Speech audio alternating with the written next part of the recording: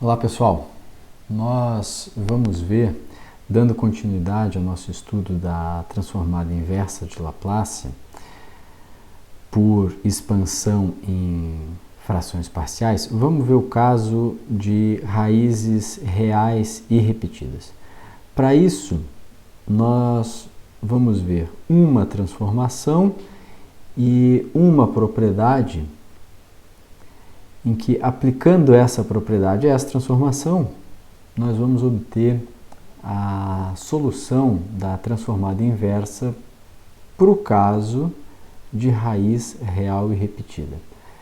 Então, a transformação que nós vamos ver é a transformação de t na n, que no domínio da frequência é n fatorial 1 sobre s na n mais 1. Quando a gente está no domínio da frequência e temos um polo na origem com multiplicidade maior do que 1, é comum a gente designar ele só como 1 sobre S na N também. E a transformada inversa, ou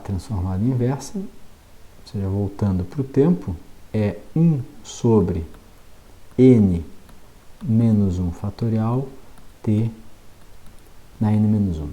É claro que essas duas transformações, elas são equivalentes. O importante é perceber que a ordem, o grau no domínio da frequência, tá? Ele é uma unidade, ele é uma vez maior do que a ordem no domínio do tempo. Tá? Então a gente percebe que essas duas são exatamente a mesma. Uma aplicação direta, por exemplo, é a função rampa, né, que f de t igual a t, portanto t está no expoente 1, e f de s é igual a 1 sobre s ao quadrado. Bom,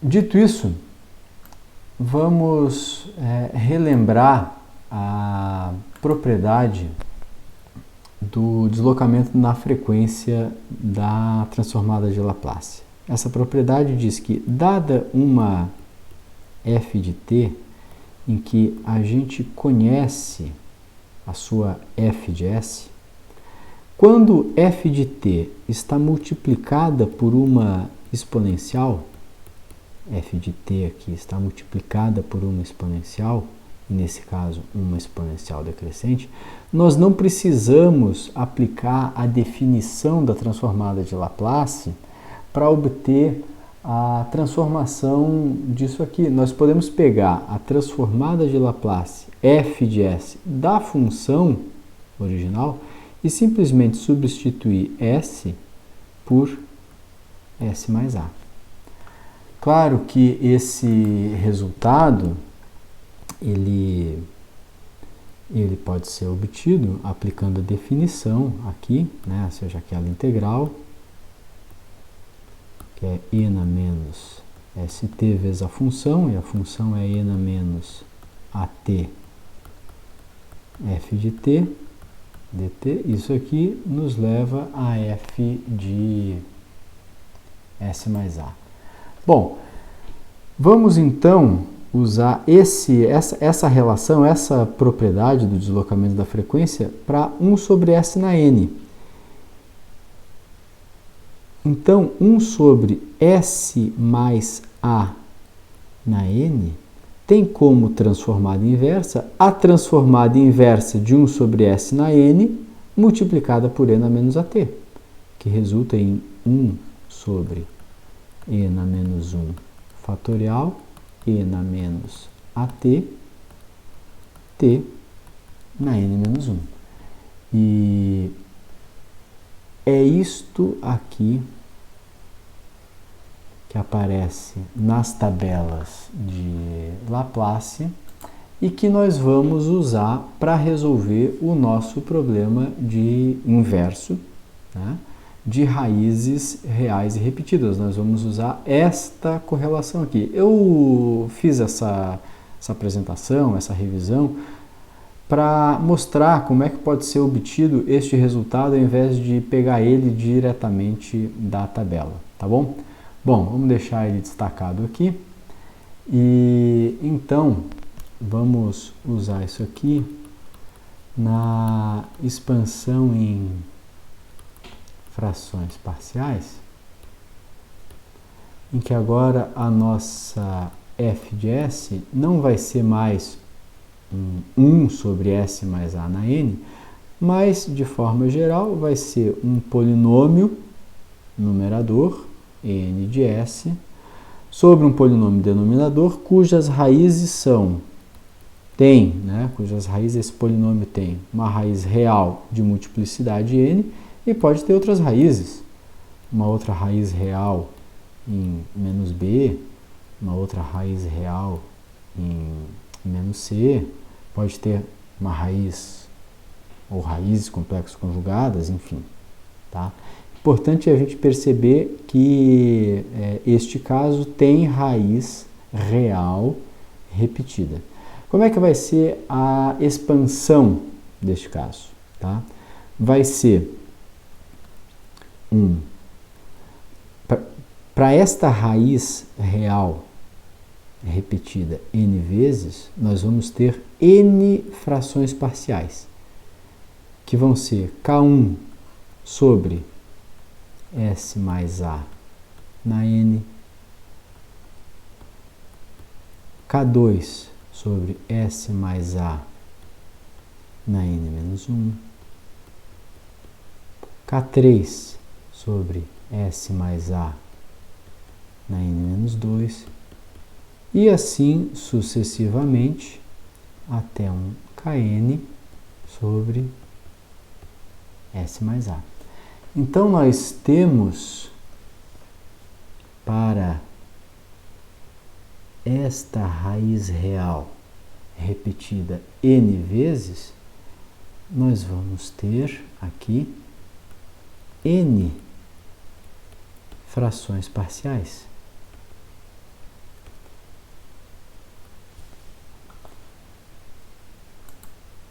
Importante notar que há uma redução, né, na ordem até a gente chegar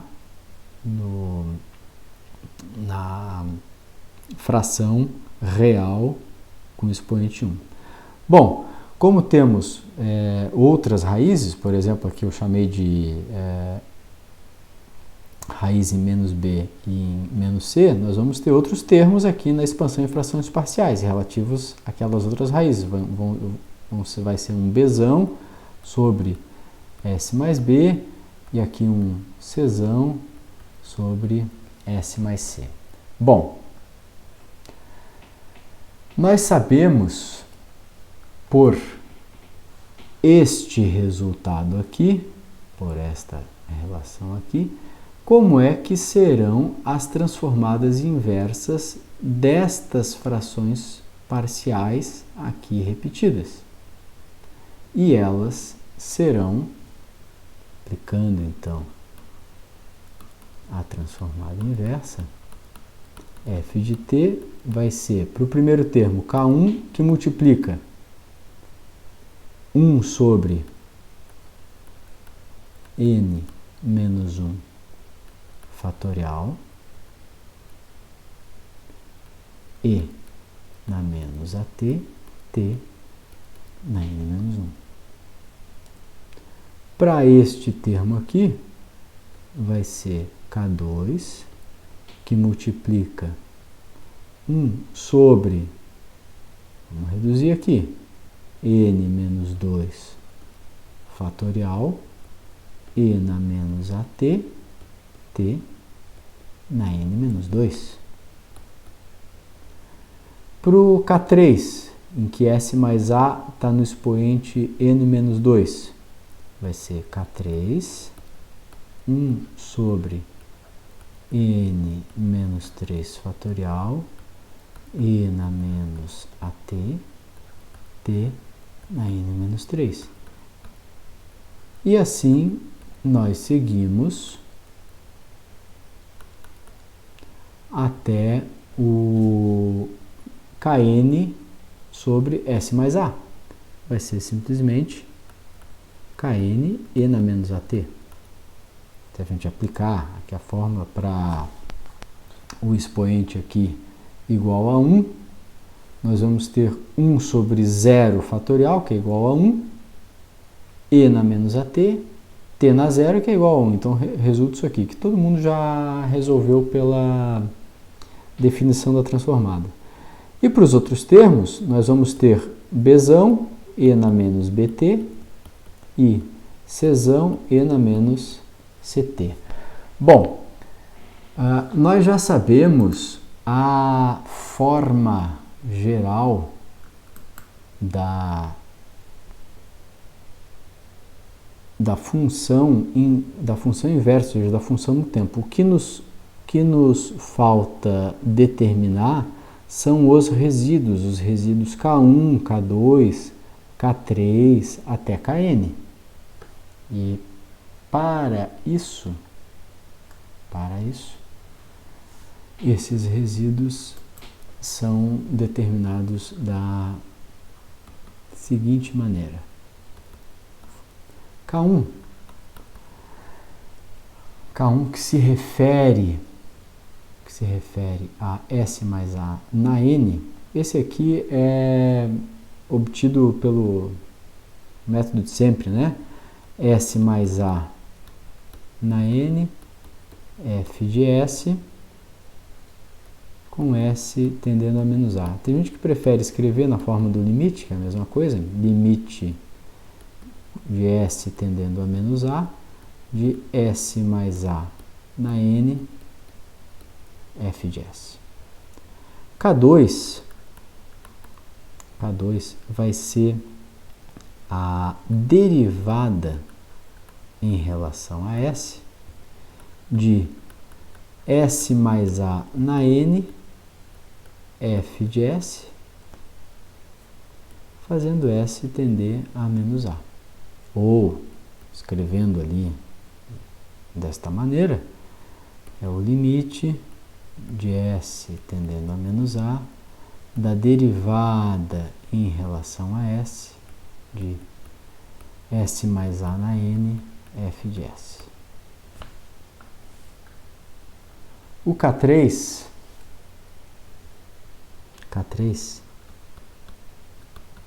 vai ser a derivada segunda em relação a S de 1 sobre 2 fatorial S mais A na N, F de S, fazendo S tender a menos A. Ou na forma do limite, talvez seja mais fácil de ler, o limite de S tendendo a menos A de 1 sobre 2 fatorial, porque é a derivada segunda em relação a S de quem? Sempre do mesmo pessoal, S mais A na N, F de S. Eu vou fazer mais um aqui, K4. K4 vai ser a derivada terceira de 1 sobre 3 fatorial, como é derivada terceira, é 1 sobre 3 fatorial, S mais A na N, F de S, S tendendo a menos A, ou o limite de S tendendo a menos A, 1 sobre 3 fatorial, derivada terceira em relação a S, de S mais A na N, F de S. Isso segue. Nas tabelas, nos livros, o resíduo KI, ou seja, o iésimo resíduo, ele é escrito como sendo o limite de S tendendo a menos A, de quem? De 1 sobre I menos 1 fatorial, a derivada iésima menos 1, né, de S mais A na N, F de S. Essa formulação aqui aparece bastante. Eu desenvolvi ela dessa maneira aqui para ficar mais claro para entender. É óbvio que o K2, que é a derivada primeira, é obtido derivando-se este resultado aqui do K1, substituindo S, né, fazendo limite para S tendendo a menos A. K3, que é a derivada segunda, a gente pega este resultado aqui e deriva mais uma vez. Mesma coisa para o K4, a gente pega este resultado aqui e deriva mais uma vez. Obtendo-se todos esses resíduos, K1, K2, K3, Kn, a gente substitui eles aqui na parte relativa à transformação inversa da raiz real e repetida. Então, gente, esta é a metodologia para resolver raiz real e múltipla na transformada inversa de Laplace. No próximo vídeo, nós vamos desenvolver alguns exemplos. Era isso, até lá. Obrigado.